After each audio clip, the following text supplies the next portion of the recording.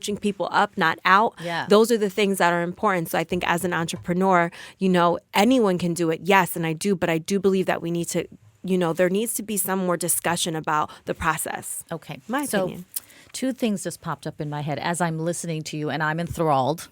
Number 1, I want you to be my agent. I'm pretty good at that job. Yes, you are. But perhaps more importantly, I definitely think you should have a podcast on whatever you want, entrepreneurship, I know. I've been thinking business, about it. and maybe even a webinar series that you sell. Yeah, I've been thinking about it because, my staff always say, oh my gosh, you should talk to people. You'll be so great at public speaking. And I'm like, you are. This is really? This is I've never done a podcast before. I've Here we never are. done public speaking. Here It's my you are. first time, but And it's fantastic. I like talking. Yeah. I think I get that from my mom, the teacher that just talks, and I'm comfortable talking. I'm comfortable speaking, and Well, you have a lot to say, a lot of value. I don't plan what I say either, right? That's perfect. I feel like I'm loving this. just I'm writing so go many with the things flow. and my head's going off, and I have a list of questions that were planned, but I'm going off script, folks. But it makes it so much more exciting. absolutely. So please give thought to those 2 things. I mean, obviously you think out the box and do what you will, but I know you have a lot to offer. Absolutely. And in addition to the people who are the kind people who are listening to this podcast today, you have so much to offer so many other people. So please give that some thought. I will.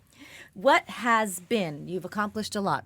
Have you met with any challenges, and what has been your greatest challenge, and how did you overcome it? How did you think outside the box enough or feel outside the box to get over whatever that challenge was?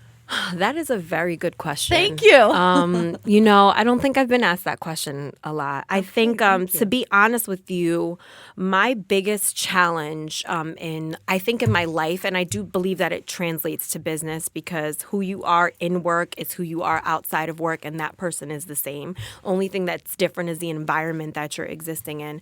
But I think my biggest challenge has been my awareness to the things that I need to change and not changing them, because I want to make sure that I'm going to do it right.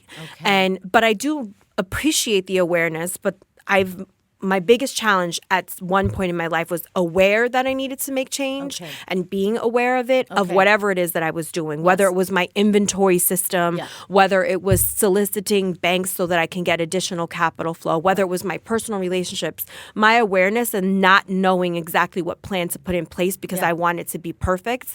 And that was like a big challenge. And honestly, you asked a very interesting question about thinking outside the box, and interestingly enough, that has been my biggest lesson in my life is thinking outside the box. So I had sat down one day with one of my mentors, and I think this was the biggest advice I've ever given. I apply this to my life every single day.